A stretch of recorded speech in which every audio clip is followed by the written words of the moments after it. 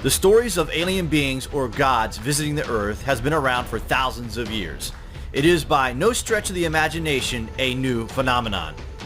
From gods descending to the Earth and blasting off in chariots, to fallen angels and even millions of cases of abductions, the truth is suppressed on a scale of magnitudes that is so hard to comprehend most of us turn the other cheek. The answers are startlingly obvious when closely observed. The strange thing regarding these situations and stories as described in ancient literature is that they compare to modern experiences such as alien abduction stories, and they seem to be identical. The stories and legends have been around for centuries. They can't all just be made up, can they? We think not. They're too prolific and too widespread across the globe. There simply has to be more truth to them. For what purpose have these things been happening throughout history? And why is the alien beings responsible not making their presence more public? Is it well hushed up by world leaders, but the stories are circulated throughout the world? This is not mass hysteria, it's actual fact. Are these visitors simply being cautious? Are we even ready for this type of disclosure, or are we still centuries away from acceptance in this regard? Perhaps the most important thing that runs through the abduction stories is that all the people that are returned, they're not kept. But why?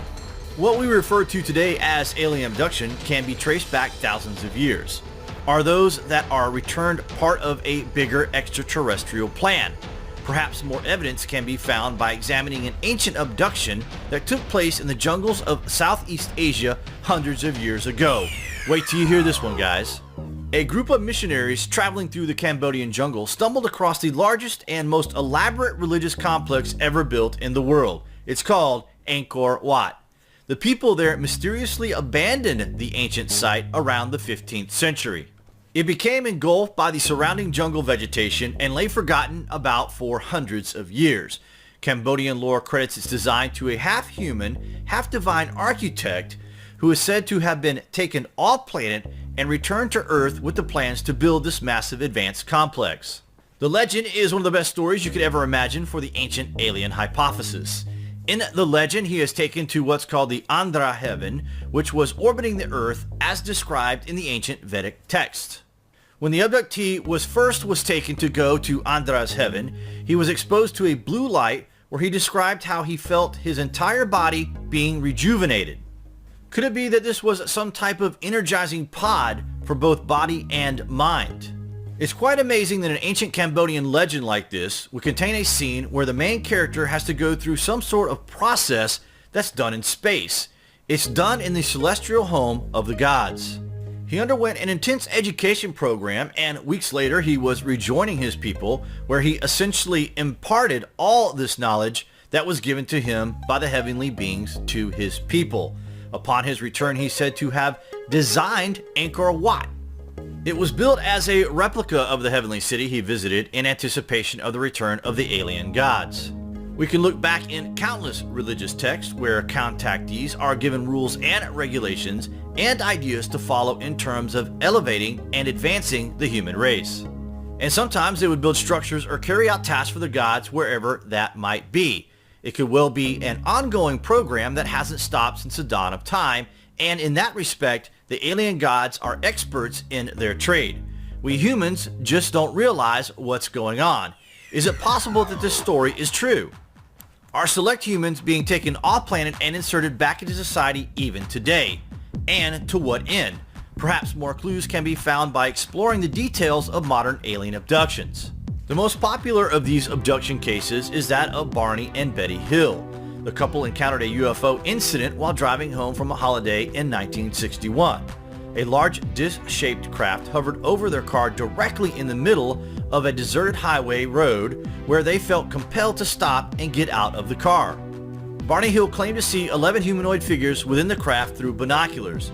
A telepathic voice instructed him, "Stop and stay calm," but he soon felt that they were going to be captured, so he floored it.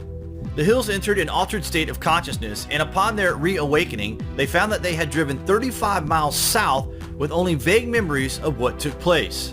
When they arrived home, they both began to experience strange sensations and impulses.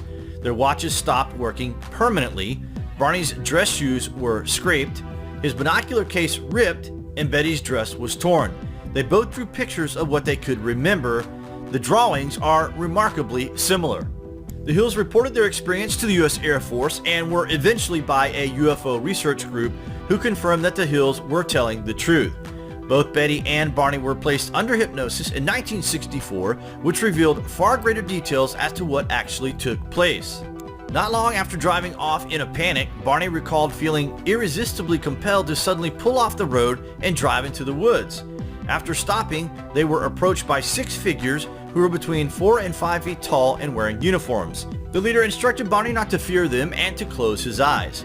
Both Barney and Betty each reported being taken on board the craft by these beings who communicated telepathically. Sperm was taken from Barney and other tests performed on Betty. The Hill story is possibly the most documented UFO abduction case in history and has been studied by many researchers and experts throughout the world who all remain completely baffled and reached the same conclusion that this is a genuine case of aliens abducting humans.